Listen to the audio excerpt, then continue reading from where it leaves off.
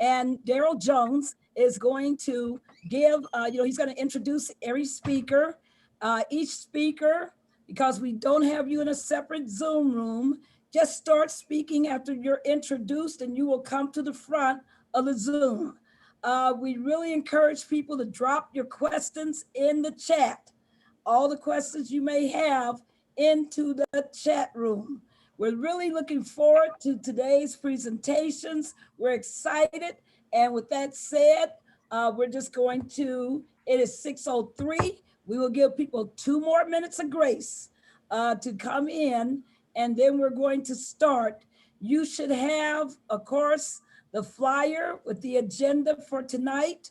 You should also have received some bios for all of our panelists. We are so excited about this program, and I can't begin to say more. And we're so excited that all of you have joined us tonight. There are huge things going on in this area of voter intimidation, and it's very important that we talk about how we best navigate a very unusual and ugly terrain. So we thank you so much for everything. Thank you, Caitlin Cobb, for making all these arrangements and getting us all in here. Thank you, everybody who is participating. This call is taking over our normal 6 o'clock check-in call, where we talk about what's going on around the country. But this session will address so much that's going around the country. As we predicted, a lot is happening. And with that said, Daryl, I'm gonna just turn it over to you because it is 6:05. Okay, thank you, Barbara. I want to certainly thank everyone for participating in this particular training session.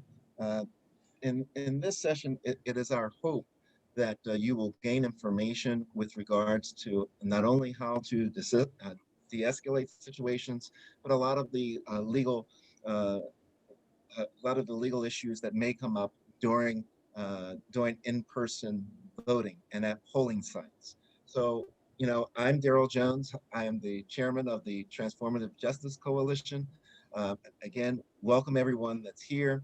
We're going to jump right into the training session and try to stick as closely as I can to our agenda and to our time frames. I'm really pleased this evening. We have election protection, and this moral witness training that we're going through today, we say is an extension of election protection, because part of the protection is not simply watching over votes that are cast and being certain that every vote is cast and counted, but it's also being certain that those that are casting the votes are comfortable and have a good experience while they're in line and are not intimidated in the process of exercising their franchise. I'm really excited, and we're really excited to have a wonderful partnership with the National Bar Association with regards to the election protection and this particular program. And I can tell you, when we started with the election protection program and we approached the National Bar Association asking them to be a part of it,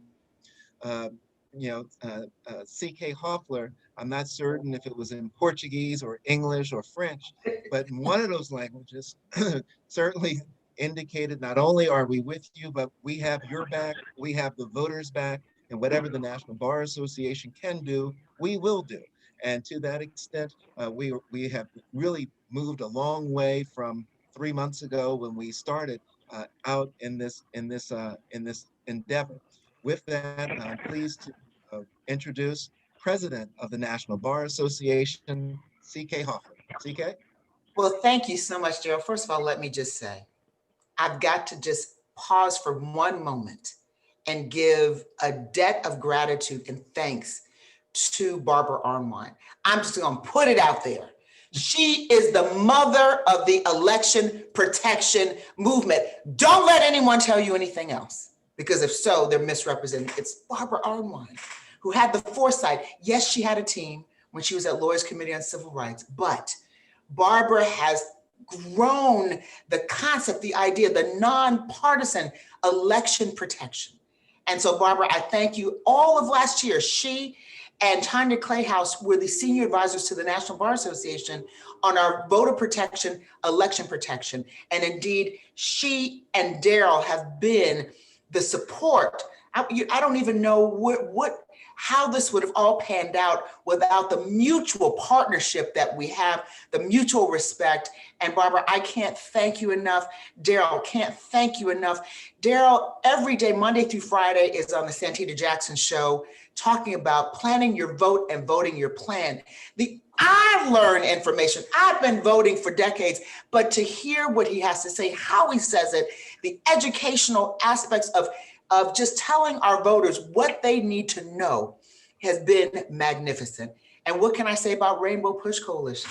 It's not because I'm chair of the board of Rainbow Push Coalition. I've been working with Rainbow Push 32 of my 33 years as a lawyer. But when I see Betty Mathis, oh my goodness. Yes. She is synonymous with excellence. She is in every fabric of the political landscape of this country and represents Reverend Jackson, Rainbow, and all of the affiliate organizations so well. So Betty, I thank you. I could really recognize everybody on this call, but we have to get down to business because there's voter intimidation. And I just want you to know that we represent the interests of over 66,000 Black lawyers.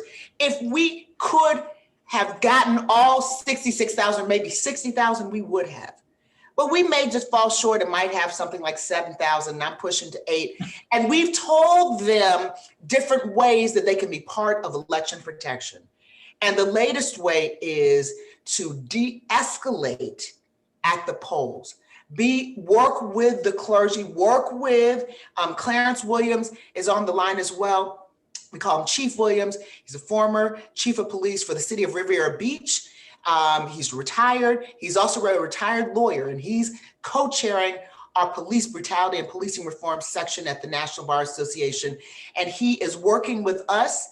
Everything we do is with Transformative Justice Coalition. Let's just say that they're a partner in everything we do.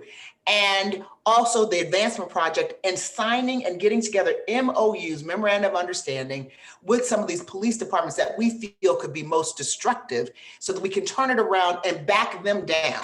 You know, we know that there's somebody who talked about back down, stand by, whatever. We need to back them down so they are not threats and intimidating. And if they play a role, there should be constructive roles. So against that backdrop, Daryl, I'm going to be quiet because we have a lot of business to take care of here. I just want to thank you all. I want to thank your team.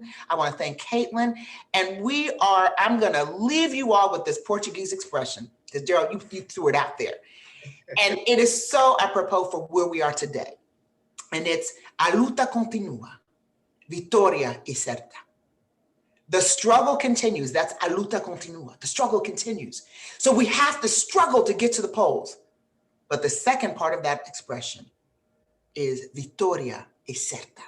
Victory is certain. So ladies and gentlemen, let this training begin. And thank you so much for all the support. And if the National Bar can help in any way, we're going to be there. I'm just a text away, an email away, and through Barbara and Daryl and Betty, you can always reach me at nationalbar.org as well. Thank you. Thank you, CK. And it's always wonderful to work with you and to work with someone with the energy, the poise, the dedication, just everything about you. It's a pleasure to walk hand in hand in any struggle that we face through Transformative Justice Coalition or the National Bar Association. I know that we're in good hands if I know CK Hoffler is on the job and on the case. So thank you so much for all that you do. I wanted to give an opportunity as well for the founder and the president of the Transformative Justice Coalition, the person who I constantly describe as America's voting rights champion. She's not afraid to take on any issue, not afraid to take on any opponent, will stand on the side of righteousness and will stand there and will not be moved. None other than the country's greatest, Barbara Arnwine. Barbara. Oh my goodness, what an introduction. Thank you so much, Daryl D. Jones, for your amazing leadership of the Transformative Justice Coalition. You have helped this 5-year-old organization to really grow and to have the impact that we need in these times. And what can I say about the brilliant, the amazing leader of the National Bar Association, CK Hoffler. Oh, CK, you know you got it going on. You are rocking and rolling. You are making people do things they never thought they were capable of doing. We are so indebted to you for leadership, engagement, and vision. That's what it takes, right? To move things forward. So we are so honored to partner and work with you. I want to say to all of those on this call, there's so many of you who I wish I could just single out and talk about forever. And that's, of course, there's so many, but think about this. In the last month, we have succeeded in having marches, John Lewis, Good Trouble, marches and votercades in Danville, Virginia, St. Louis, Missouri, Chicago, Illinois, Richmond, Virginia, Philadelphia, Pennsylvania, Greensboro, North Carolina, High Point, North Carolina, Carthage, Moore County, Chapel Hill, Pittsboro, Hillsboro, Salisbury, Rowan, Columbia, South Carolina, Philadelphia, number 2, number 3, number 4, Milwaukee, Wisconsin, Charlotte, North Carolina, Florence, South Carolina, had to come up and join Charlotte, Racine, Wisconsin, Boston, Massachusetts, day 1 and day 2, Washington, D.C., and Lumberton, North Carolina. All 20 plus of those marches have happened because of so many of you who are here, and as a result, thousands of voters, especially voters in the areas where people said they would not vote, that they don't historically vote, have turned out and showed up at these polls. John Lewis, that banner has preceded us everywhere to remind people that if he could fight for 50 years for voting rights, that we certainly can fight over the next 5 days to bring this victory home for the people. And victory for the people means that we're able to vote without being deterred. We're able to vote and have our ballots counted. We're in a fight of our lives. We won't stop. But one issue that is critical to that success for all voters is to stop and deter and end voter intimidation at the polls. We know that in 14 states, voter intimidators have shown up and caused huge problems. We know that there are 15 militia groups throughout Virginia causing havoc and threatening to disrupt polls. We know that individuals have taken it upon themselves to disrupt polls with racial slurs, racial threats, all kind of ridiculousness. We also know that in Alabama today, a gentleman showed up and walked a long line of Black voters, a white gentleman, with his dog. And his dog off the leash, running around snarling and snapping at people. And he would not stop it. He did it on purpose and just kept walking up and down the line trying to intimidate and scare the heck out of Black voters. This is what we're dealing with. And the police, when they were called and told about this, said, well, there's nothing we can do. He's got the right to walk, do whatever he wants to do. These are the situations, and voters were saying, I'm not going to get bitten by a dog.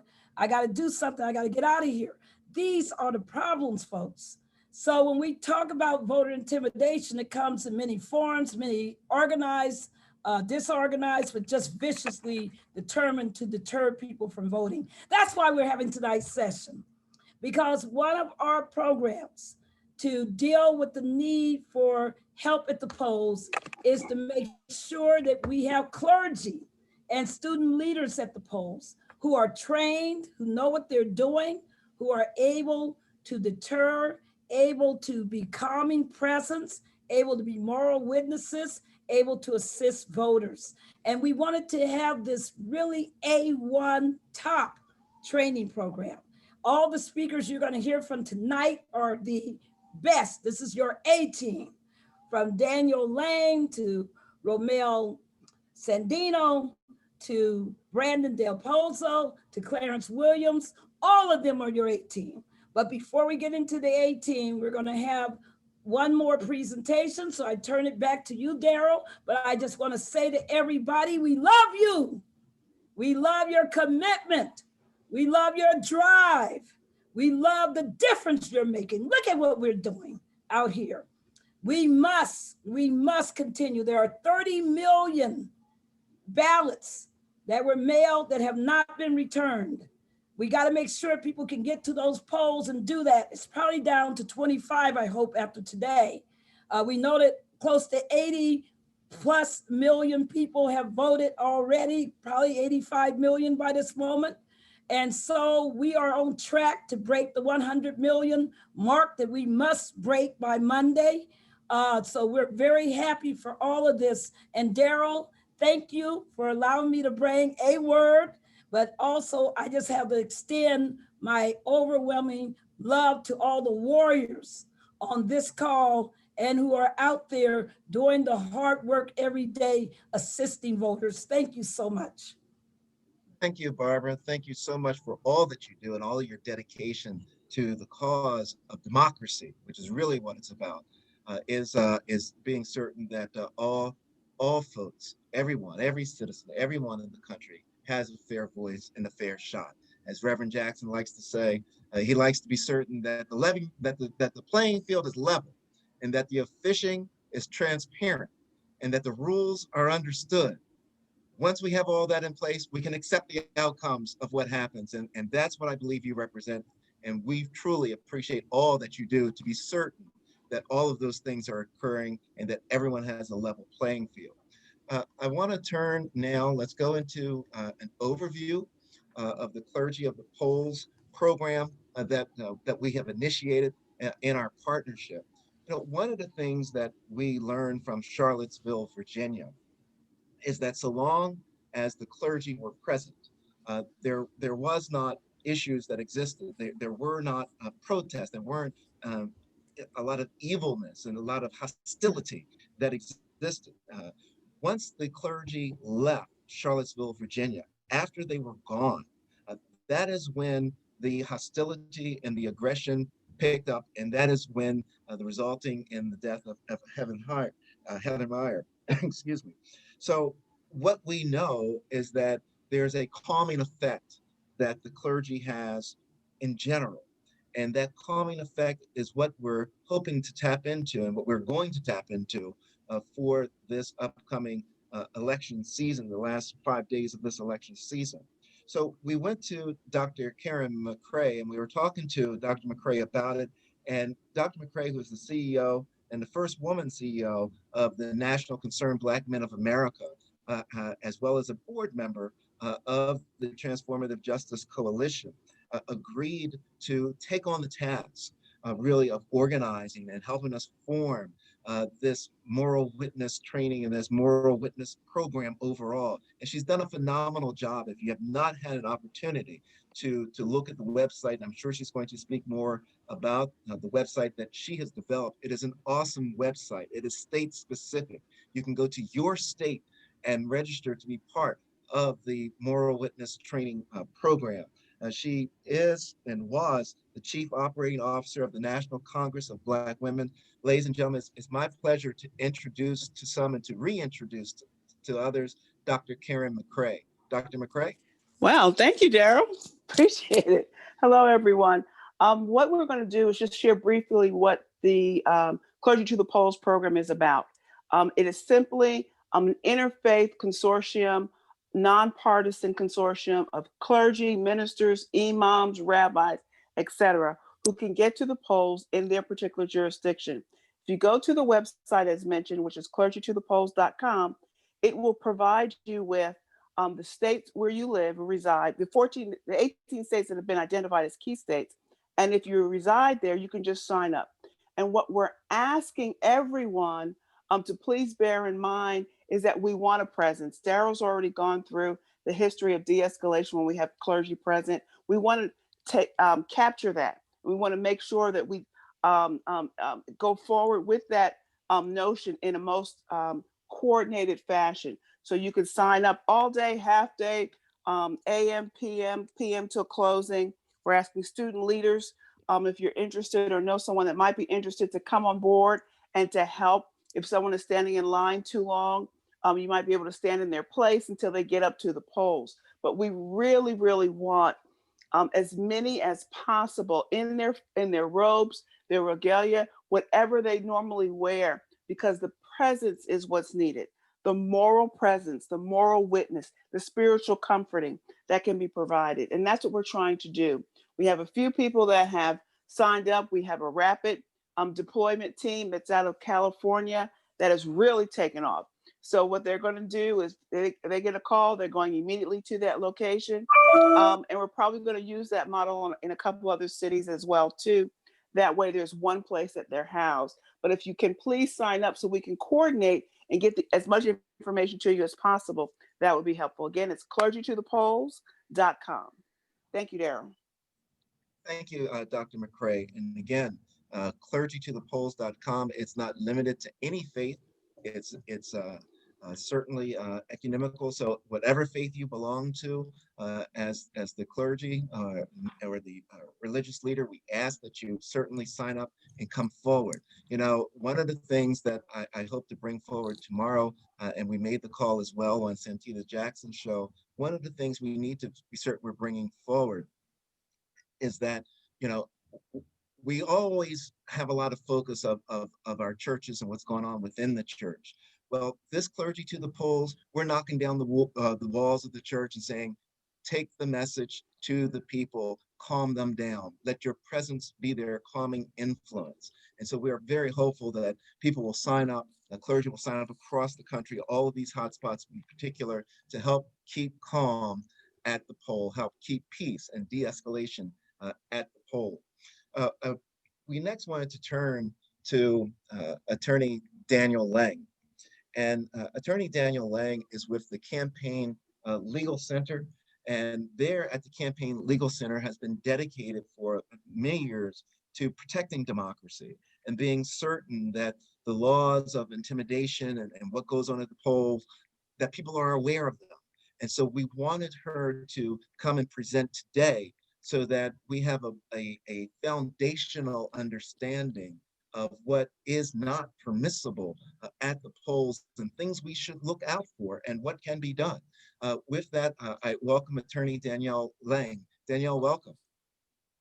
Thank you so much for that very kind introduction. And I just want to say thank you so much to Barbara and to Daryl and to the whole team for putting this together and for inviting me. I already feel kind of buoyed and energized by this meeting. I told Barbara we hadn't chatted in a while, although I have previously been on the radio show, and it just lit up my day to even hear her voice and kind of hear her energy and the excitement that this entire group brings to this project. As Daryl mentioned, I'm an attorney. I work on issues around voter intimidation and voting rights year round. And I want to really, given my role, I really want to emphasize how important it is actually to have a program like Clergy to the Polls, because voter intimidation is this issue that while it has a legal component to it, voter intimidation is illegal. It is a crime. There are clear restrictions on activity at the polling place that is intended to intimidate folks. Our legal tools in the moment to protect voters are limited. And having community to help protect voters and kind of enforce the law through your moral authority, through your spiritual authority, through your kind of community presence is really necessary, because there's only so much that election officials can or are willing to do.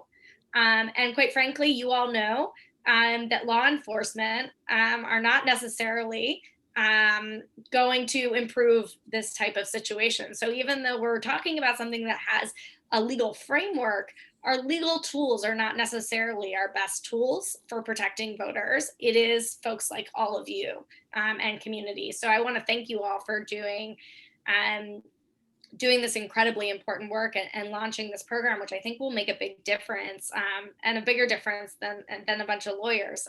We can sue, I suppose, but the polling locations will be closed before we can see any resolution from the courts in most cases. So protection of voters really does lie with the community in most cases.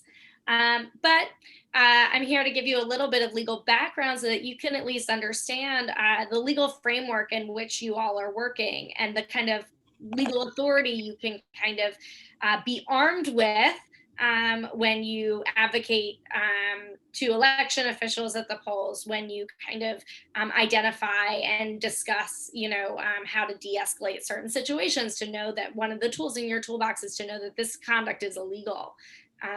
And should not be tolerated. So starting most broadly, voter intimidation is a crime at both the federal, and almost every state has a similar voter intimidation law. So it is a felony to seek to intimidate voters through coercion, threats, etc. And the language in the federal statute and in most state statutes is quite broad. It is, the use of the word voter intimidation in its kind of ordinary meaning. So harassment, aggressive behavior, obstructing people getting to the polls are all crimes that come with federal felony penalties. There are also, so just to give you some kind of very concrete examples, threatening or harassing voters physically or verbally, blocking voting location entrances, disrupting the lines, vandalism of polling places, occupying parking lots in a way that makes it impossible for people to enter and get parking spots, asking voters for documentation or other questions that really only should be asked by poll workers, challenging voters repeatedly in an either frivolous or discriminatory way. You can't, even if you are allowed to engage in voter challenges, you cannot, for example, challenge every Black voter that walks into the polls. And you need to have a reason that is not frivolous for believing, based on personal knowledge, that the voter is ineligible. And engaging in challenges that are meant to just muck up the system or discriminate against voters is itself a form of voter intimidation. For employers, threatening to fire employees based on how they vote or whether they vote, all of these are examples of unlawful voter intimidation. In addition to that, you'll want to look at state specifics and look at what your state rules are, because they can kind of add additional, more concrete protections to the federal voter intimidation law. So many states have rules about taking photos of other voters or recording voters at polling sites. And I would say that, unauthorized kind of videoing in a way that is harassing would fall under the voter intimidation, even if the state doesn't have a specific rule about it. A number of states will limit the ability to have firearms at polling locations. So this is an issue that has become, increasingly divisive, as everything seems to be these days. But each state does have its own rules. But here's a couple of kind of broad brush things. One, it's always illegal to have a gun out if your purpose is to brandish it and intimidate voters. So the kind of use of a open carry of a firearm, if it's being used for the purpose of intimidation, is always illegal. Two, many states do have specific rules about outlawing or restricting firearms at polling locations, and it's worth knowing what your state's rules are. And three, even if there is not a blanket prohibition, many of the places that we have as our polling locations, houses of worship, schools, things like that, have their own restrictions on firearms that apply even when it's being used as a polling location. Another important state-specific thing to know is almost every state has some sort of buffer zone outside of a polling location where there can be no electioneering. There can be no kind of campaigning, no kind of approaching voters with campaign material. And that's also an area in which voters are kind of protected even more from voter intimidation, from being kind of, from anyone really approaching you in that area buffer zone. So some places it's, 25 or 50 feet, other places it's, 100, 150 feet, 200 feet. So you'll want to know the state specifics, but within that zone, voters are kind of within a bubble of protection where folks really cannot approach them for any reason whatsoever, other than, other fellow voters who are just in line. States also often have rules that are kind of against like general hanging around of polling sites. So if you're not there for election protection, if you're not there to vote, if you're not there because you're a poll worker or an official poll watcher, it starts to become questionable as to why you're there at all. Now, of course, it's not illegal with outside of a certain zone to be there to electioneer and engage in First Amendment activity and hand out flyers for your candidate and things like that. But again, that has to be outside that kind of bubble of protection. I mentioned this earlier, but an issue that you'll want to be aware of is the question of voter challenges. So each state, again, has its own specific rules, but in at least some states, there are official designated poll watchers that are inside the polling location. They usually have to be kind of pre-cleared, and there's a limited number of them, and they're based on partisanship and partisan balance, but that there are folks that are allowed to be inside the polling location and they can issue challenges to voters. So if the poll watcher doesn't think that I, Danielle Lang, am an eligible voter, they can say, I'm issuing a challenge. But almost everywhere, they cannot approach voters directly. They need to work through poll workers, right? So they should not be approaching voters directly. Voters have a right to kind of push back and demand proof to back up a challenge.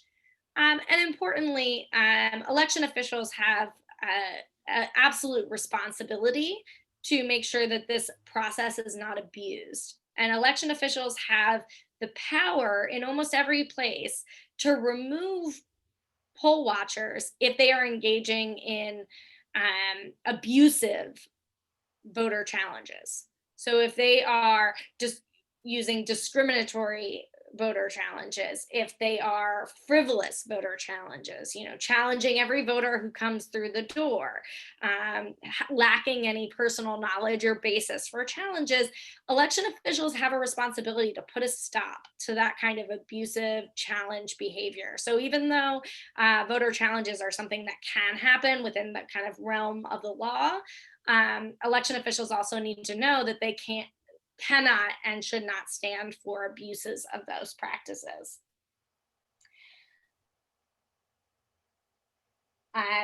One thing that has come up today in some of my work and is an added wrinkle that I'm sure you all have been thinking about is how COVID-19 plays into all of these things.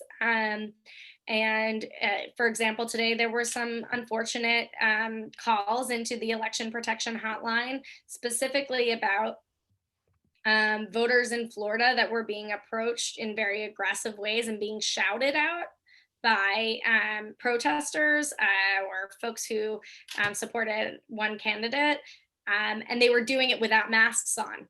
And so that adds another layer of kind of risking the health and safety of voters as well. And so we want to think about, what are the mask mandates in that area, and making sure that we're familiar with kind of like what are the state specific rules on social distancing as well. And another thing to just keep in mind is that voters not only need to be kind of protected from aggressive behavior, but also from folks who are just making them feel uncomfortable by just being in their physical space without a mask on and unnecessarily close.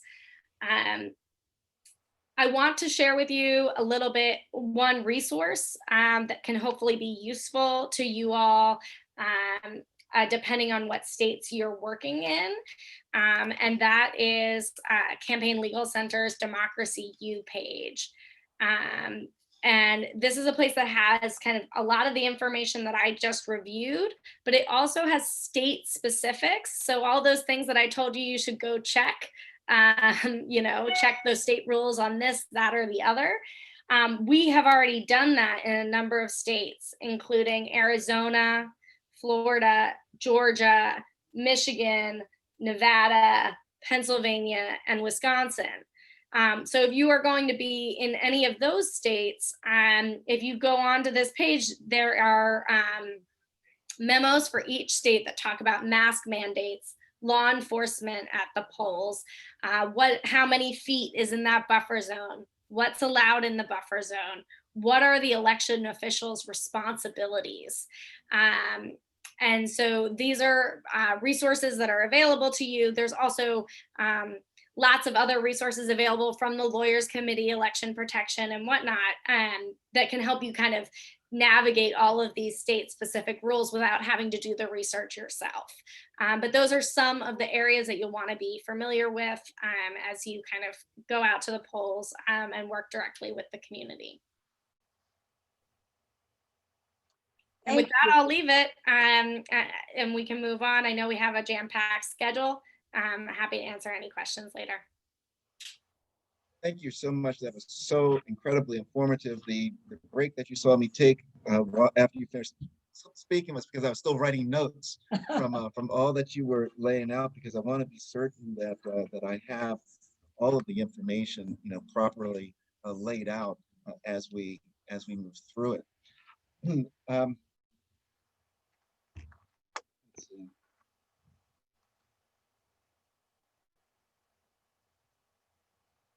Daryl? Yes. 1 second. I'm trying to pull my calendar back up. All right, I apologize for that. We next have up from the dealing with active bystander principles and nonviolence. When you think of voter intimidation, you think of things that occur at polling places. There's a whole array of issues that that voters could encounter. Well, I think that particularly this election cycle, perhaps more so than others, there certainly is another level of intimidation that exists for Americans that are of immigrant backgrounds, and whether they're immigrating from Nicaragua or Nigeria, wherever it is that they may be immigrating from, they do tend to face a lot of challenges at the poll and have a high propensity to face challenges at the poll.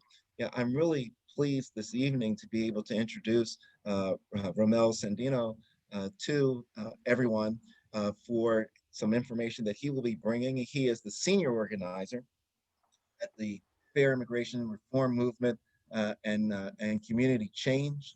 I can tell you that he did immigrate here from Nicaragua and has an incredible story to tell of his own experience. But more importantly, and equally importantly, he has a lot of information to bring with regards to his own training in nonviolence and the active bystander principle.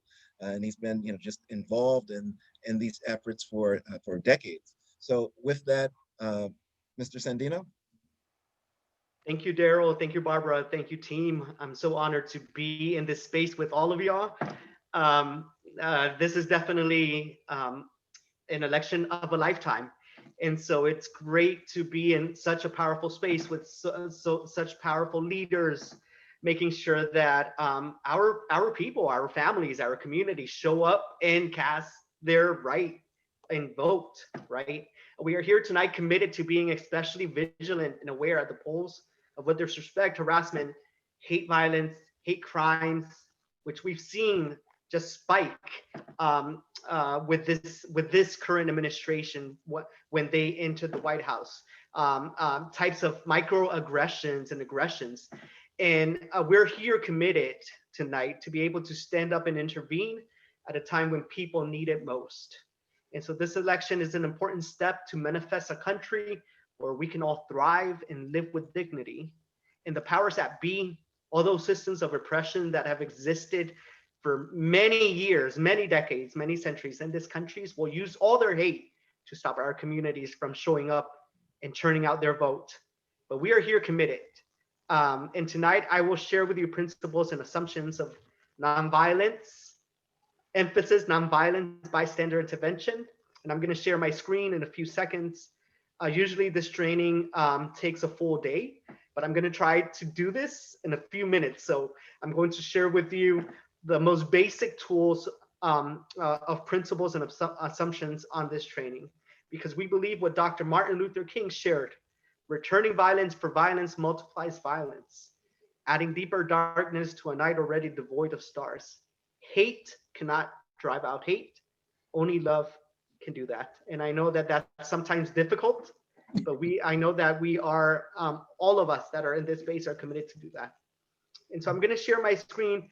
The first thing that I want to share with you tonight is 6 principles of nonviolence based on like those used by Dr. Martin Luther King and Mahatma Gandhi. And Dr. King laid out these 6 principles, and I'm going to share my screen because I would like to make this portion a bit interactive. And so I'm going to ask 6 folks to raise their hands, and I'm going to call on each one of you to read one principle. And for those that are hearing, as each principle is being read, sit with it, right? Take up all that space in your seat, sit with it, reaffirm it in your spirit, in your soul, in your body, in your mind, and also reaffirm it in the chat box, react to it. Can I get 6 volunteers to raise their hands? And I'm gonna call each one of y'all to read one of the 6 principles. And I'm going to start sharing my screen now.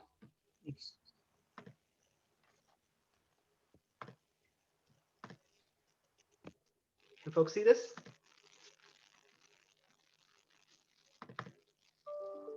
Yes? Yes. Great. So who has their hand raised?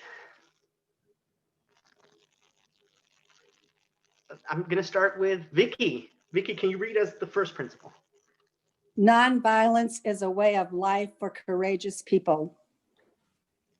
Thank you. You're welcome. Dory. Nonviolence seeks to win friendship and understanding. Tanja. Nonviolence seeks to defeat injustice, not people. Cynthia. Nonviolence holds that suffering can educate and transform. Can I get 2 more volunteers?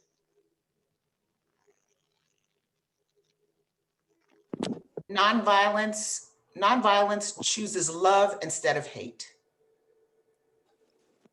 The last principle. Nonviolence believes that the universe is on the side of justice. Thank you. Sit with that. Let's sit with it for a few seconds. So this is what the nonviolence bystander training is about, right? It's and I have to rearrange my screen, but it's based on these 6 principles. And I'm going to share these notes with the facilitator of this meeting to be able to share with y'all. But nonviolence is the most courageous way to respond. It's easy to lash out. It's easy to react, especially as people of color that have lived through so many traumas. Like Daryl shared, I came to this country when I was 4, when my family decided to immigrate from Nicaragua, Central America. And so as an immigrant in this country, like I faced aggressions and microaggressions, and I carry a lot of trauma. And sometimes it's easier to lash out and get angry quickly when I'm seeing an act of injustice. But through these principles of nonviolence bystander training, we have to commit ourselves to come from a place of love, from a place of peace, right? And in support of the person that is getting attacked. And that's important. Now I'm going to quickly share with you some assumptions of the nonviolence bystander intervention. Assumption number one is that we all have an ethical and social and political obligation to help each other out when we are in a position to do so. Number two, that we all have to step up and an act of solidarity with others to reduce the impact of a problematic situation that can easily get escalated. Number three, the best way of responding as a bystander is through de-escalation, in committing to de-escalation methods. Number four, as a bystander, we are there to support what the targeted person wants, getting clarity, understanding what the targeted person wants and not what we want to do or what we assume or what we are witnessing. And the last assumption is that we have to practice how to respond to get us past our hesitations and our traumas so that we can step up when it's necessary. And I just quickly want to share, we do similar trainings with immigrant communities called Know Your Rights. And what these trainings try to do is get us in that mental state that when we need to act, we know how to act and we can quickly pivot and react to the situation, right? It's a mental state in addition to being tools. And so just quickly, how to be ready to be a bystander when we have to intervene. We have to develop this mental state that in practice to be able to intervene.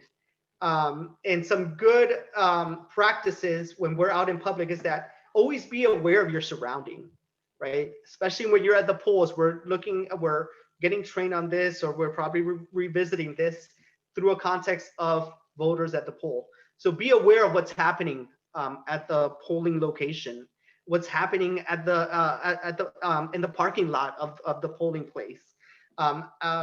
Is there lines? Are people wandering around? Just be aware of all your surrounding. Also, if you see something happening, pay attention. Really pay attention. If you have headphones on, if you're on a call, right? Pause all that you're doing to pay close attention.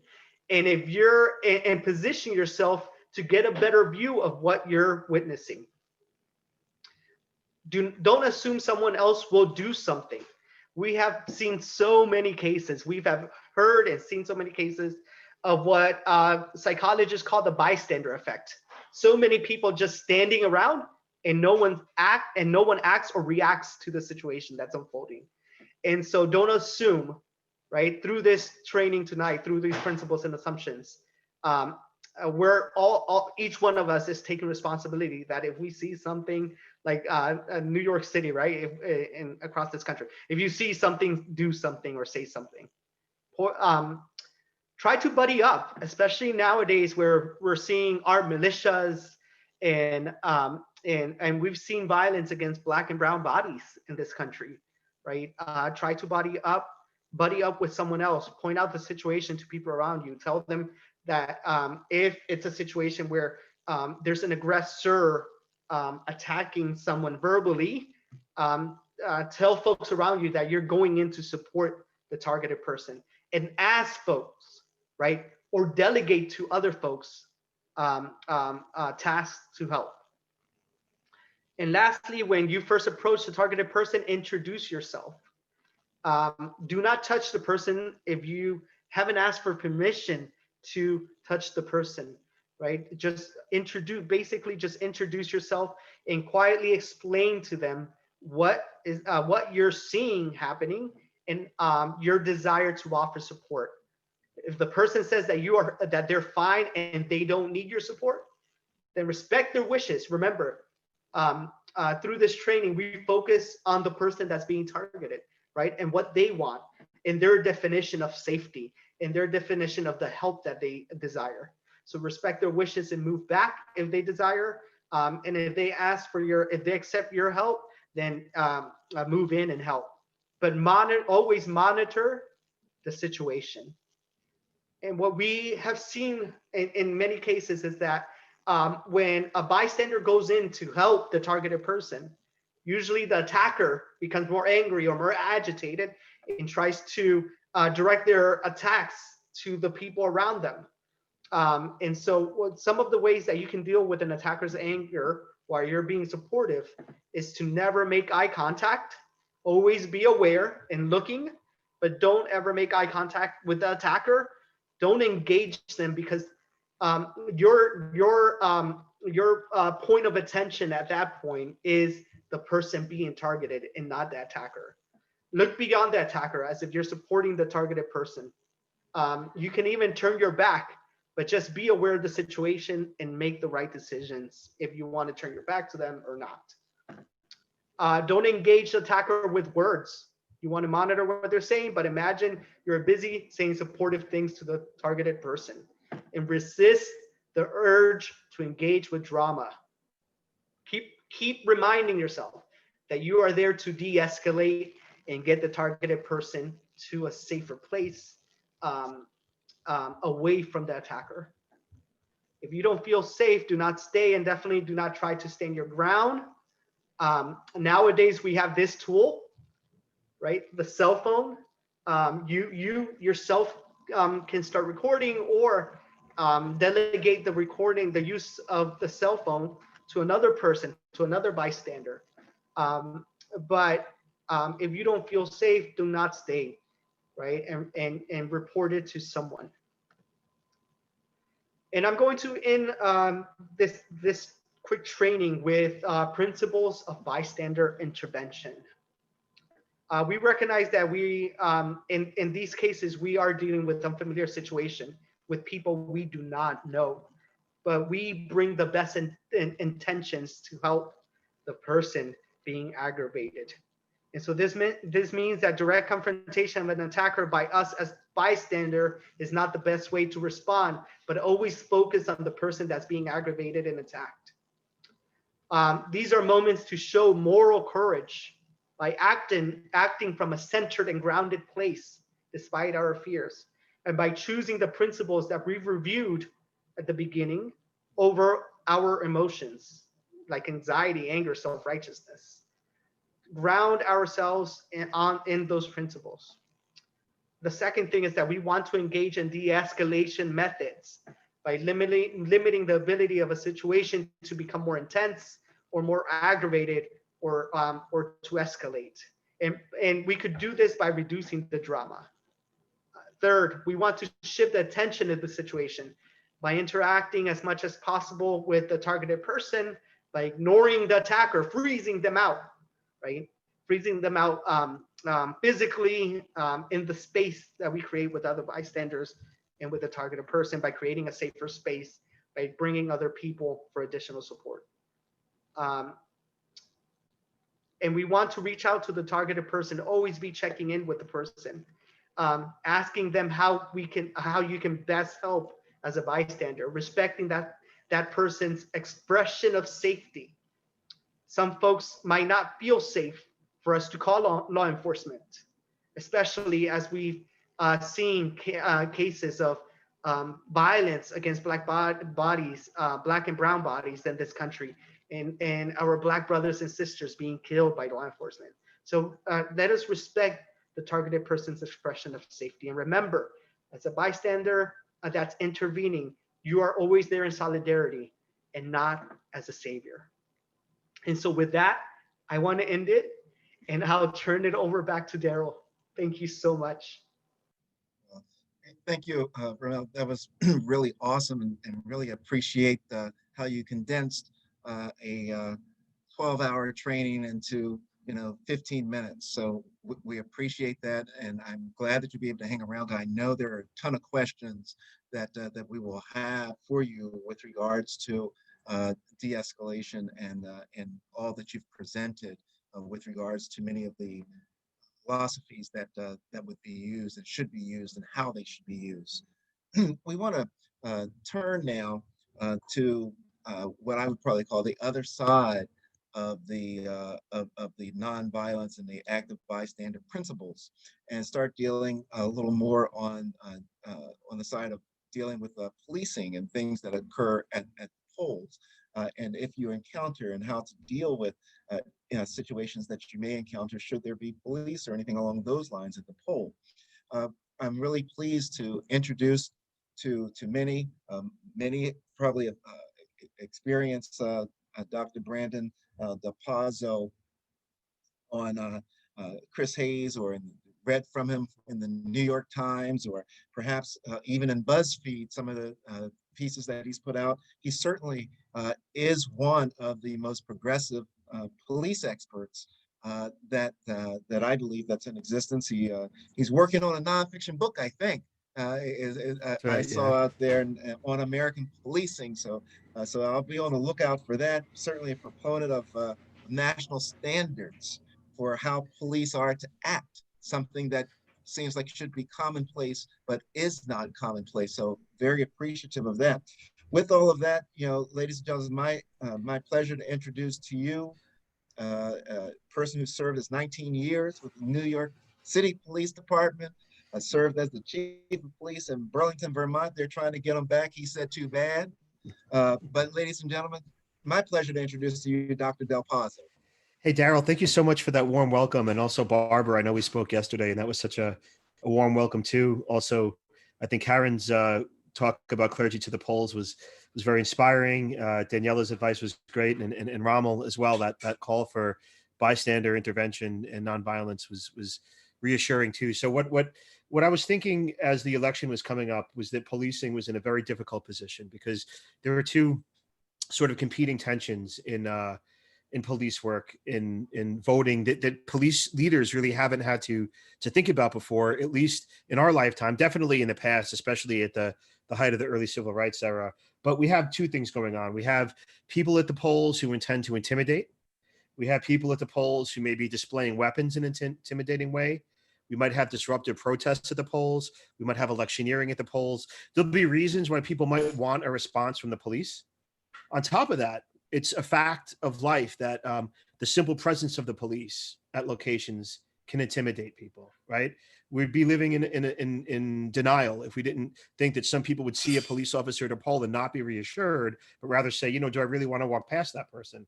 Also, what we have now more so than ever is rank and file police unions making very, very vociferous endorsements for presidential candidates that call into question a voter's belief that the police officer he or she sees at the polls will be fair and impartial in how they discharge their duties. And the work that I'm going to show you tonight was sponsored by a 501c3, so it's supposed to be completely nonpartisan.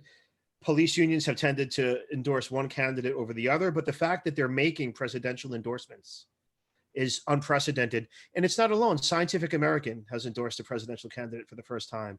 The New England Journal of Medicine has endorsed a presidential candidate for the first time. So what we're dealing with is a very polarized nation. Police are at the center of that. They're armed. They have an intimidating presence, but then we also may need them at times to handle threats to life and safety if the active bystandership that Rommel describes doesn't suffice to make people feel safe, which hopefully it does, right? On top of that, the laws about polling vary from state to state. So to cut to the chase, I approached the National Police Foundation and asked them if they were interested with Arnold Ventures, the philanthropy of creating a resource that people can use from police chiefs and police supervisors and rank and file cops, all the way down to, when they sit down, I don't mean in descending order of importance, but community members, community leaders, elected officials, kind of to set the norms, put people on an even playing field, and figure out how to police on election day in a way that protects democracy and keeps voters enfranchised and safe. So I'm going to share my screen for a moment. Thank you, Barbara. We're going to go to this website. So you can see I sent the link. This is at policefoundation.org. The Police Foundation is 50 years old. It is a 501c3 that mission is to improve policing through innovation in science, and it was originally started by the Ford Foundation. So the first thing you'll see here is the countdown timer. So everybody take a deep breath, but the election is 4 days and 4 hours away. I just want to go ahead and walk you through some of this website so that you can know where to focus your interest going forward as you want to find some resources. But what we have here is a list of the pertinent local laws. We got the National Conference of State Legislators to help compile them. Promising practices for officers and supervisors providing public safety on election day, and communication strategies so that we can get the conversation going. So if you're going to nudge your local police officials to make sure they're on their ball, you want to know how to communicate that, what questions to ask, where to direct them. If police agencies are trying to reassure you and communicate with you, we want to help them frame their messaging, not as window dressing, but as substantive messaging. So we have communications, preparation, and procedural guidance. If you were to click on these, they all take you to PDFs. I'll take you to a few of them. One of the things we talk about is police officer and field supervisor duties on election day. And it depends. States have different laws. In New York City, the police department needs to be at the polling location to certify the results. There was this tradition probably going back to reacting to the Tammany Hall days when you couldn't trust elected officials any more than you could trust cops. Well, you know, if we can't trust the Democrats or the Republicans or the Tammany Hall folks, at least the cops can be on hand to help sign the final count. That's not how other places feel. Some places don't want police anywhere near the polls. We'll talk about that in a second. But we urge officers to monitor polling locations from an unobtrusive distance and to stay away unless they're called, to refrain from participating in the election process in any way, even if requested, assisting in translation, filling out a ballot, etc. And also when they're assigned to the interior of the polling location, we're asking officers to be conscious of where they stand.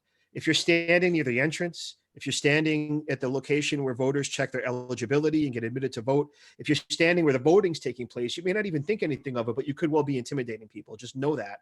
And also we want them to think about the use of body cameras and the use of plainclothes officers as appearing to be conducting political surveillance.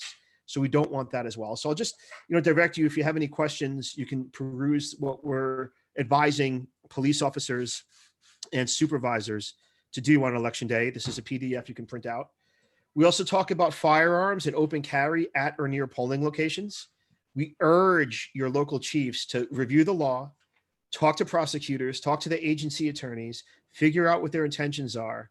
And if necessary, you may have to provide safe escort of voters to polling locations if there are people displaying weapons in a way where the prosecutor and your attorney says you can't make a summary arrest, right? There's a difference, as Daniela said, between carrying a weapon and displaying a weapon in an intimidating manner.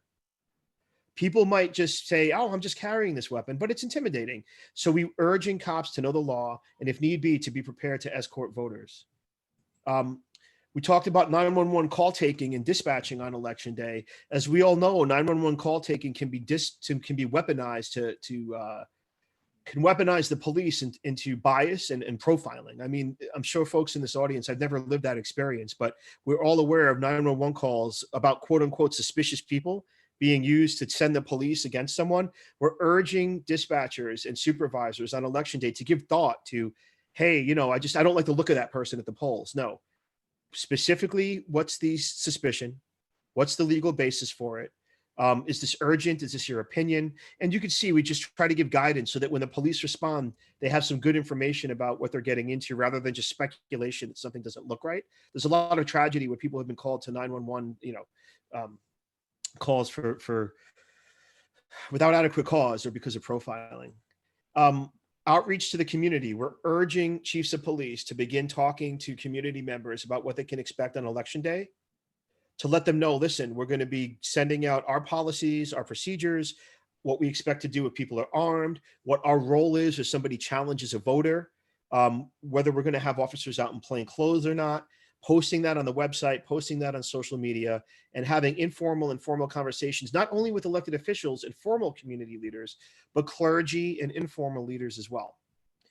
We're also urging police officials to consider this a planned event. There's something in police jargon called the Incident Management System. It's when you set up a command post where you have fire, EMS, the local prosecutors, all sorts of emergency officials, and you monitor something going on during the day. So in my old job, the NYPD had 50,000 employees. It would set up an emergency management system command post for anything. In Burlington, smaller city, we would set it up for the marathon. We would set it up for the 4th of July fireworks. Most agencies probably should be setting up a command post on election day. So they're keeping on top of what's going on. They're foreseeing situations that are developing instead of reacting to them. And when a community leader or an elected official gets a phone call about some sort of crisis, they're on top of it and they know what to say and they're able to coordinate the resources properly. You don't want the militia showing up and it getting out of hand and be scrambling to send the right resources without being able to do so quickly. But an incident management system can help. There's just one or two other things I wanted to direct your attention towards on the website. One is when you click on the National Conference of State Legislators, you can see partnership for law enforcement, policing, and polling places in all 50 states. So there's tremendous variation. Just because your neighbor in another state is telling you that the police aren't allowed anywhere near the polls does not mean that in your state they have to stay away. They may even be required to be there. So this is to familiarize community laws. You can take a look at it at your leisure.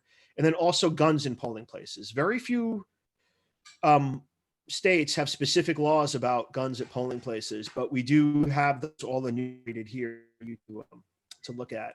And then lastly, just going back to the site, you can see it's all laid out in a user-friendly, easy to use interface. And at the very end, we've linked you to a bunch of other resources from the Brennan Center for Justice, right, which is one of the foremost. I think it's an excellent institution. The National Governors Association, the Center for Disease Control and Prevention, the National Association of Secretaries of State. If you want to just take in all this information and send it out to the community, it's all there for you. You're looking at a link to the local laws in each state. And these here are the resources that we're urging chiefs of police to read and take seriously and start communicating with the public about and set expectations for their officers. So I know I was speaking a little fast because I know we're coming up on time. In a minute, I'd love to take questions and I will, but if I disappear suddenly, the National Actor wants a very similar conversation in a few minutes. And I told them I'd be a little late, but thank you for looking. I sent out the link and I'm sure you have some questions for all of us. So again, thanks for that warm introduction.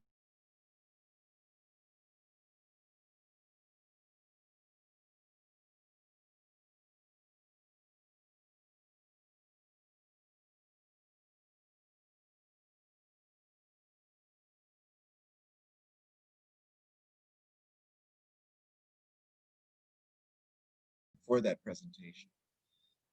I know that you have to leave and cut out. So if there is a question, Barbara, if I can, since we will be losing Dr. Del Pozo, if anyone had a question for him, could we direct that to him prior to us going? And Chief Williams, please forgive me for holding off on you for a couple of moments. Don't send the police for me. I'm not telling you where I'm located or anything else. Do we have any specific questions for Dr. Del Pozo? Yeah, just so Daryl, I see some questions from Mr. Lisa in the chat box. The slides, unfortunately, I couldn't make them larger, but I gave you the link. I'll send it again, so they're yours to keep, and you can make them as large as you want. The issue of weapons at the polling locations, like I said, the National Conference of State Legislatures has a state-by-state look at what the weapons laws are for the states that do have weapons. Where there's no laws, the overall laws apply. But bear in mind, some states you can't have weapons in a school. So at the polling locations in a school, for example, you couldn't have a weapon. That you need to talk to local lawyers about, right? I can't opine about the laws in 50 states, unfortunately. And ICS, the Incident Command System, is a FEMA requirement for all states. So know that your local police department knows how to stand up a command center. It's a requirement for getting federal money that they have the capacity to do this. When they stand up a command center, it's up to them. If you're going to do it for the marathon, if you're going to do it for fireworks, you should probably do it for election day. And if they don't, they should explain what preparations they're taking otherwise. So yeah, that sort of answers those questions. And I saw that there's another question that was in there. What if police are not responsive and say they can't do anything? Oh, one of the things I'll say is it's going to take an entire village to get through this election safely and with the right voter enfranchisement. So You have to have, in my opinion, you know, and I'm tired of police saying that they can't do basic things to help citizens. It's a relief to be out of policing and be able to say that without my cops yelling at me and saying I'm a traitor or something. But you need a layer, right? So if the police can't do anything, you need to be in touch with, you know, for example, Larry Krasner, a reform prosecutor in Philadelphia, is going to be sending his district attorneys to the polls to do poll watching and to be able to intervene, right? The clergy will be at the polls. So not every answer, as we know, is about the police coming with handcuffs and solving a problem with the law or with force. If you have active bystandership, that's an option. Please communicate with your local, for example, legal observers, local prosecutors, the clergy. And also another thing I'll say is, I know there's only 4 days left, but police answer to mayors, police answer to city councils, police answers to town managers. If you're police chief, if you go to that man or woman in advance and say, I want answers for XYZ, and they go, I don't know, we'll just do the best we can. Go to that person's boss, go to the mayor and the city council and say, I want to feel safe on election day. You're the boss of the police chief. There's this resource that the National Police Foundation created.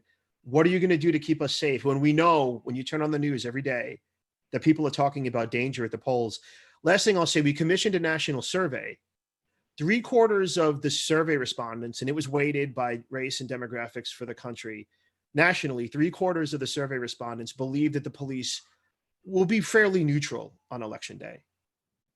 Only half of the people thought that the police could actively make the scene safer. So there's a difference, right? They said the police might not, 3/4 of the people didn't think the police would actively interfere, but only half the people thought the police could do anything. So there is this worry.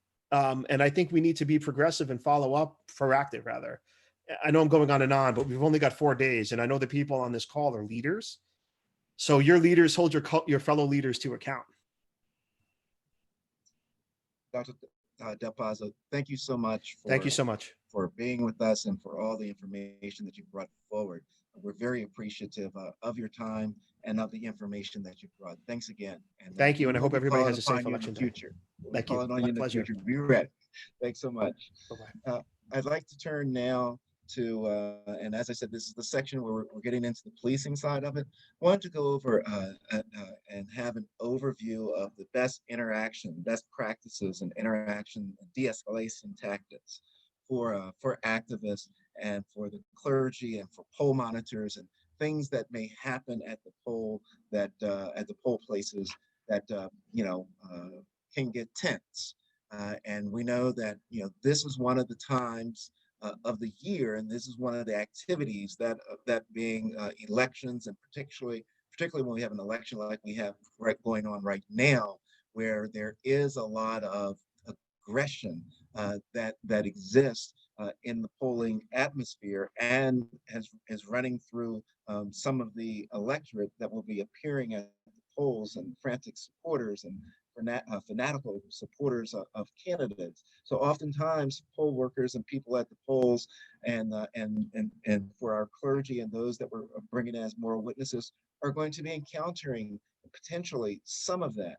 So, I think that our next presenter, the former chief of police out of Cincinnati, the Cincinnati Police Department, Chief Clarence Williams, certainly will answer a lot of those questions, be able to give you some approaches and best approaches and practices for how to de-escalate those types of situations. He's a 32-year member of the National Black Law Enforcement Officers, Organization of Black Law Enforcement Officers Executives. He was 28 years, I believe, with the Cincinnati Police Department. He's not a Cincinnati Bengals fan, so we're fine there. 16 years with the chief of the Revere Police Department as well. Ladies and gentlemen, my privilege to introduce Chief Clarence Williams, who will bring us information with regards to interactions and de-escalation tactics between activists and clergy and poll monitors if needed. Chief. Thank you so very much, Daryl, and thank you everyone for being on the call this evening, and thank you for your patience through the various presenters. I will try not to be long. I'm mindful of the hour, and Dr. Del Pozo, he got off before I could say hello to him, but he is certainly well respected throughout the law enforcement community for his works and all that he has done throughout his career. So I'm going to just get to, you've had an overview, you've heard the strategies. I'm just going to try to get and cut to the nuts and the bolts of it. So hopefully for persons who plan to be engaged in whatever role during the election and at the polls, it all begins, and hopefully we've already developed the relationships. It is important to have a relationship with your state and local and federal officials, not only law enforcement officials, but non-law enforcement officials also. Those civilians who are responsible for making certain that the election process is one that is user-friendly to each and every voter who shows up at the poll on that particular day. For the clergy who are going to be monitoring the activities, it's important to understand the lay of the land. Get there early, know exactly where and how people are moving throughout the polling location. Hopefully by then you would have also made yourself aware of who's in charge, the civilian persons that are in charge, where the buffer areas are for that particular location. You familiarized yourself with the very important aspects of the law as it relates to your particular state and its polling places. For example, whether guns are permitted near or around, and in what position they're able to be presented, whether they can be open, whether they can be concealed. So all of that varies from state to state. So it's important to know and understand those things, because if you don't, you can trigger issues that are protected by law. If you have to call police, be specific. It's going to be important that you provide the dispatcher with the who, what, when, and where, and even how of a particular situation. Let them know your role at the scene. Let them know that responding officers can look for you. I will be available. I'll make myself available. This is not anonymous. I'm reporting something that is of importance, and it has the potential of escalating to into a situation that we don't want to see on this particular day. Please help me. Lastly, in considering all the de-escalation principles, it's all centered around the notion of communications and the golden rule, treating others the way that you would like to be treated in any encounter. And on election day, tensions may be high. The battle lines may have been drawn, and people are passionate on both sides. As an observer, you want to present yourself in a nonpartisan way so that you're able to diffuse and de-escalate. Remember, you can always bring down the temperature if you're calm. If you interdict at an elevated sense of urgency, the person that is engaged with you will meet you at that level. And once you're elevated, it is very difficult then to come down. But if you start at a lower level, you can always, if necessary, escalate. Hopefully, never get there. The notion of the day, and Ms. Lang talked about it in her presentation. The laws are not instantaneous in terms of their effects around the notion of voter improprieties. Your mission and the mission that you would undertake for those whom you're there to protect is to survive the day. Survive the day so that those bright attorneys like Ms. Lang can then do their jobs. You want to preserve the record and survive the day. It is going to be and will be challenging. It's going to be rewarding work.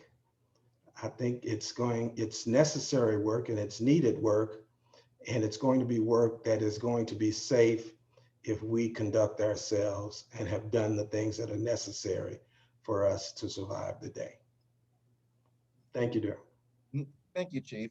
And I wanted to open up now for anyone that may have a question to certainly be able to ask any of the panelists that are remaining questions. And as we're preparing for that, Chief, let me start with something that Barbara Arnwine laid out in the very beginning. And she presented a scenario, and I believe she said it was in Alabama, where people were in line to vote. And as they were in line to vote, someone came along with a loose dog that was angry and was running up to the voters and in a threatening manner and intimidating, so that, you know, those that were afraid of dogs obviously were, you know, wanted to leave, and those that even were not afraid of dogs were intimidated by the situation. I guess, you know, I would ask of you how you believe, as well as Rommel,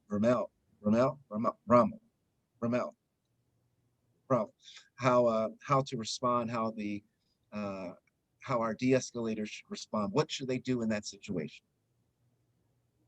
Whoever would like to go first.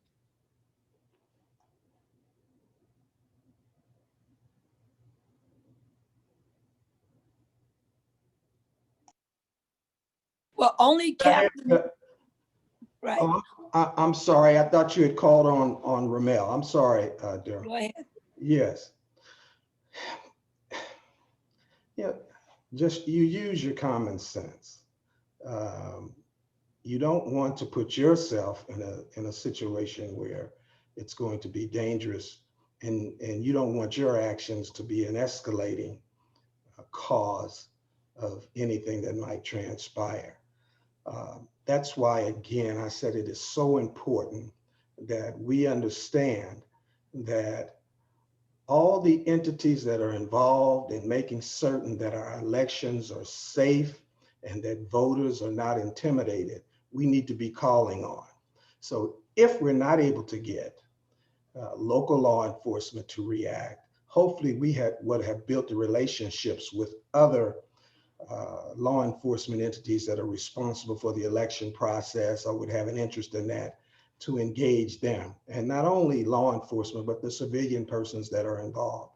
So I would have hoped that someone would have talked with the marshal or deputy or inspector or whatever they call the election official in your particular jurisdiction, that they get engaged around the activity, and that you just simply don't take the fact that law enforcement says that it can't do anything because, you know, yes, there's always something that you can do if there is the potential for a violation of law. You just have to point that out. And remember, law enforcement, young practitioners, sometimes they just don't know. And what I always encourage people to do is the same things that you would do if you're unhappy with a service that you receive from your power company. You wouldn't take simply the lineman's response, you would elevate that, and you have the same abilities to do that in law enforcement. Elevate it, continue to elevate it. And that's what our advocates should be doing. And at the same time, reassuring those that are in that particular line that we're going to be doing all that we can to make certain that they're safe in the discharge of that very important franchise. And Rommel, is there anything that you would like to add to that? I think that someone just beautifully commented, saying possibly making a line holding arms. So exactly that, creating a safe space around folks that are being aggravated or being targeted. And using bystanders that do want to step in to help, using those bystander strengths, right, and privileges, quote unquote privileges, to be able to create a safe space around voters, around voters that are making lines or heading to the polling location. Can I add something, Daryl and Barbara, just very quickly to all these magnificent comments. Something that I found work as a lawyer when there has been escalation, I've been in a number of situations, people do look to, a lot of people give lawyers a bad rap, but as relates to the elections, when we're at the polls, whether we're outside doing election protection, the nonpartisan, or inside doing the partisan DNC, RNC, election protection, and all that kind of stuff, people do look to lawyers to de-escalate naturally. They turn to them for peace. They turn to them to find solutions. And so I think that as lawyers, this is the time, and I'm a trial lawyer, so I'm always fighting, just FYI, let me just say that for a living, I'm engaged in combat. But when it comes to this, I think as lawyers, we have to step back and realize that people are looking to us to provide a solution. And I do believe that when we have our election protection shirts on, or even if we don't, when they know that we're officers of the court. And I found that I had a situation during the primaries here in Georgia where, you know, I was waiting in line for 5 hours and people were really, really upset that the machines weren't working. There weren't enough paper ballots, a lot of election suppression. And then law enforcement, police officers came driving through right where the voters were. And it looked like intimidation. They could have driven and been outside, but they drove right in front of everyone, really slowly, like it was a drive-by. And the police officer got out, and this was, you know, not far from where I live.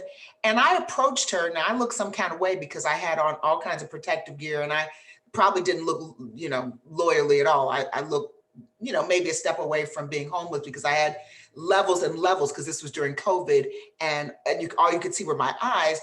But I identified myself to her, and I said I lived in the community, and I said I'm a lawyer, and we both giggled.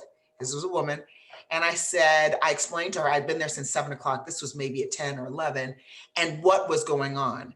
And she said, well, I'm just here. I'm not trying to make it worse. And I said, well, when you drove by, you made it worse because people standing by me, everybody started talking. That's why I came out. And I just wanted to let you know, I'm an officer of the court like you're, I played that. I'm an officer of the court like you're an officer of the court. But I was very, very polite to her because not for no other reason than she had a gun and I didn't. I mean, that was what, and I could see where people tensed up by her presence. So even though at that moment I was just a voter, being a lawyer, being an officer of the court, we have the ability to de-escalate. Even when law enforcement is intimidating, and when she got out the car and her gun and everything, and she was walking like other, you know, intimidating officers, people got more nervous and on edge because all of a sudden they felt like some danger was injected in this. Whereas people were annoyed and upset they had to wait in line, but there was no danger. So I think if we are just mindful, like Chief Williams said, and Mr. Rommel said, and others have said, that we need to de-escalate in our presence as officers of the court, just as the presence of the clergy and others who de-escalate and create calm, the locking of the arms, the embracing. That I think is very helpful, but lawyers don't get into, and I have to say this to myself, don't get into that trial mode where you're trying to make a point and try the case right there, because we will end up escalating the situation. And before you know it, there's a stand down and all kind of stuff. And in the middle of it, the lawyer is being destructive and not helping the community. So that was, I just want to say, based on my own personal experience, I wanted to just add that flavor. Well, let me also jump in if I may. Daryl, when I got this report, one of my first responses was, does your city have a leash law? And the answer was, of course they do. So I said, well, that's the first problem here, is that the dog should be on the leash. I mean, let's just go at that level. So what we did was we took this problem, and this goes precisely to what Chief Williams just said. We called the Board of Elections because we know some of the officials at the state board and talked with them to address the situation because it was, handled poorly. Plus, we sent cameras, we sent television and TV crews to look at the situation, which also changed it. So there's ways of thinking creatively and differently about situations and thinking about how do you approach them from a multiplicity of ways to resolve them. I saw some comments in the chat about too many poll workers, too many poll monitors, I should say. Let me be very clear. That's never been a problem where I've been. But one thing I do encourage people to do is to always introduce yourselves like Daryl and I did when we were in North Carolina to the other people who are there trying to help. You introduce yourselves to the people with the 866 Our Vote shirts. You introduce yourself to the people who are feeding people, to the people who are doing whatever to help voters, so that you all know each other, that you're there for a common purpose. And if you see that that situation is good at that polling place, believe me, you need to move on because there will be polling places where there's no one. And people tend to only go to the big city things where, everybody's hanging out. No, we need people in the rural areas badly. And we need people in the smaller polling places. So people there's a lot of need. And I don't want it to be for anyone to think that there are just an overabundance of polling monitors. There just isn't. We barely have enough in many areas at all. So I don't want that misperception to be out there. It may be that in some of the higher metro polling places, there will be a lot of people. But we will encourage people to introduce themselves, coordinate together, help assign roles, do what you can. And I know that there's a lot of questions in the chat, so I'm going to try to go back in and look at some more of them. But that's one that I really want to talk about because I've done a lot of this poll monitoring, and that's been my experience. And thank you, Barbara. And while you're going through to look at the chat, I want to ask both Chief Williams as well as Rommel. One of the things that came up a little earlier talked about in Virginia, there has been an indication that there's a militia that's going to be out trying to intimidate people using their weapons and everything else around the polls, as well as we know that in many of the I want to say southern states primarily, I believe, where they have the right to carry laws and folks that are all around those polling places. If you are one of the more witnesses that are here, and you're trying to de-escalate someone who is carrying a weapon, how do you approach this? What is your suggestion to calm that situation down and to really ease everyone else that's around the person that's carrying?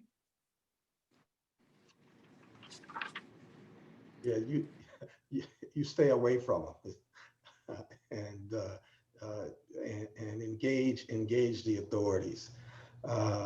You need to be able to survive so that you are able to take whatever legal actions that you need to take. It's hard for me coming from an urban setting to imagine that level of intimidation, and so it's difficult for me to fathom. And I can't imagine if I were in a rural rural setting where law enforcement is miles away and someone is engaged at that level at the polling place. So all the more reason to have created, those relationships, to understand the lay of the land, to be specific in your request for service, and to try as best you can to not escalate that situation by exercising the golden rule. And keep in mind what your focus and attention should be on, and that's making sure that you get through that line and get to the polling place so that you can cast your vote. Exactly.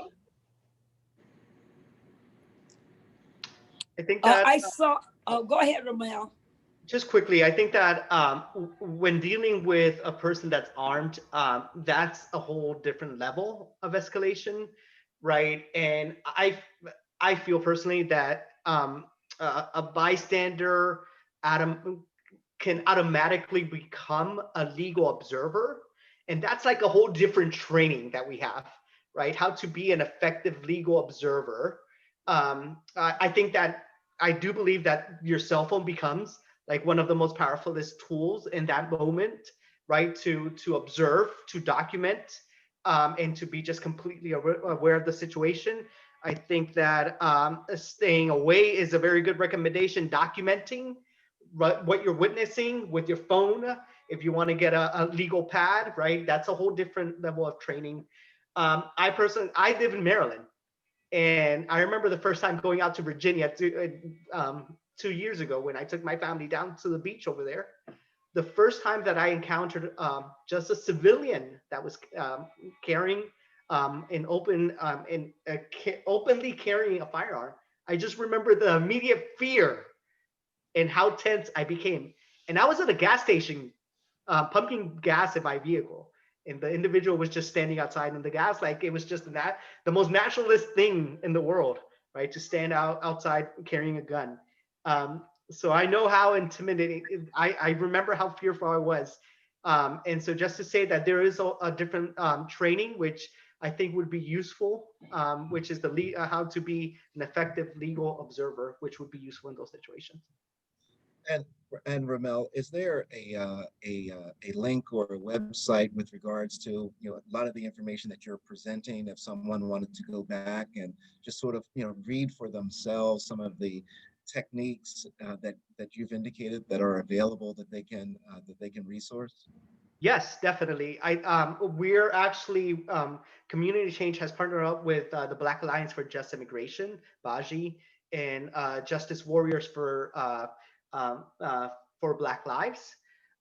They have very good resources. I'll share that with the team to be able to share with participants.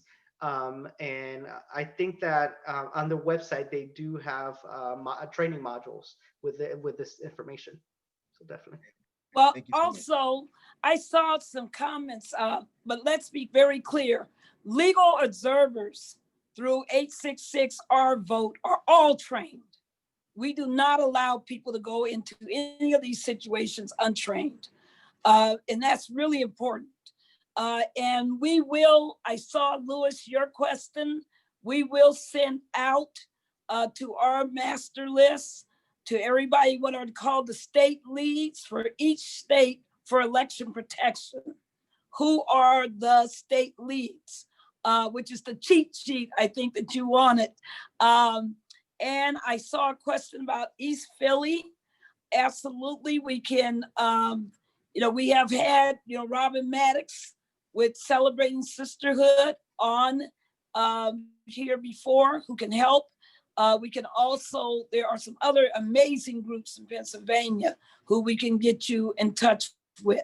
So give us that information, send it to my, to my email, and we can talk about that.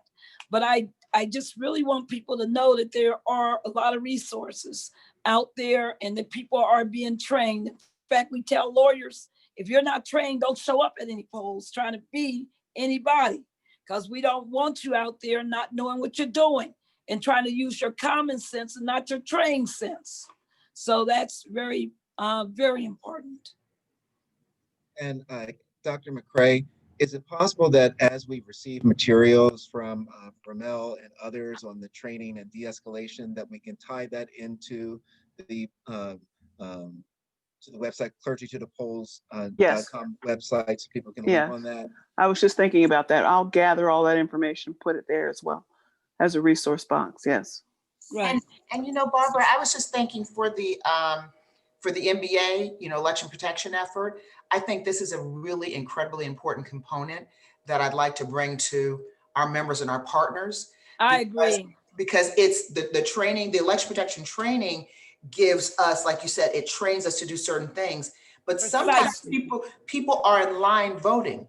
So when you're in line voting as a voter, not as necessarily as an election protection lawyer, as it happened to me when I was voting in the primaries, you then realize, even if you look crazy as a voter, that you're a lawyer 24/7. And so, and when there's something that is escalating, and I just felt at that moment, but I do think that all of this information would be great to be shared with our election protection. We got to put it out. Because I don't think there's no precedent for this level of intimidation, I think, and this preparedness of the intimidation. I recall reading about it before we had the right to vote. You know, people, our militia come and kill, but I don't recall this kind of thing where people are just standing waiting to vote in my lifetime. So I do think that, you know, we need to impart this to our partners. And I think maybe a nice package that maybe you all could put together, and we can send it out to thousands of people very quickly and just give them an orientation on what it is. I think that would be very helpful. I know we're so pressed for time. Yes, and I know Excuse me, Daryl? Yes. Yes, this is Lynn Whitfield. And I just wanted everyone on the call to know that we also have a lawyers and collards hotline. So if there's clergy that's out there at the polling places encountering some issues with pollers, there is a hotline, which is 833-4-TURNOUT, TRNOUT. And I will put that in the chat, and we can include that information when we send it out to clergy at the polls. Thank you, Lynn. And also, for those people who are asking, how do they become a poll worker if they're not lawyers? The good news is that Common Cause has an entire system, and it's called protectthevote.org, where you can sign up. Protectthevote.org, where you can sign up. And please encourage friends to do so, especially, as Lewis has said, for those areas where we know there aren't a lot of poll monitors. Thank you. Thank you, Barbara. And, you know, I want to certainly thank everyone, and particularly our presenters, for the information that they brought forward. Yes. One of the things that I certainly want to bring it into everyone's attention is that while we give a lot of focus to major cities like Atlanta and Louisville and, you know, places like that, Cleveland, Ohio, where incidents are occurring, there are incidents that are occurring in small towns too, that are equally intimidating. You know, whether you're in Danville, Virginia, and there are Confederate flags that are out flying, trying to intimidate you from going to the polls. If you're in any small town in America where they can try to take advantage of you and try to force you into being afraid of exercising your franchise.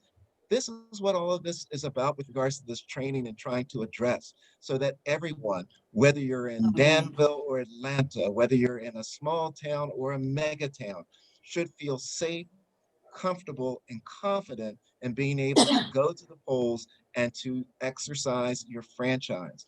I'm hopeful that from the information you've received today from our panelists, that it assists in bringing that forward for you and helping to de-escalate situations and learning to confront situations and to walk through any type of fear that you are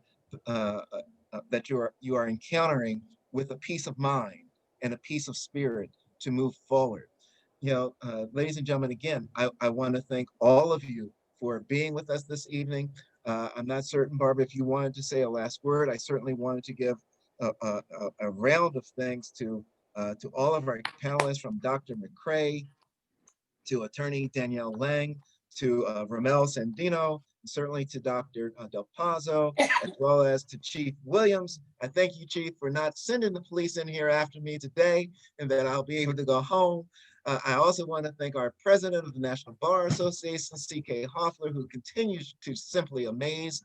And I want to thank the founder and the president of the Transformative Justice Coalition, Barbara Arnwine, for her untiring efforts.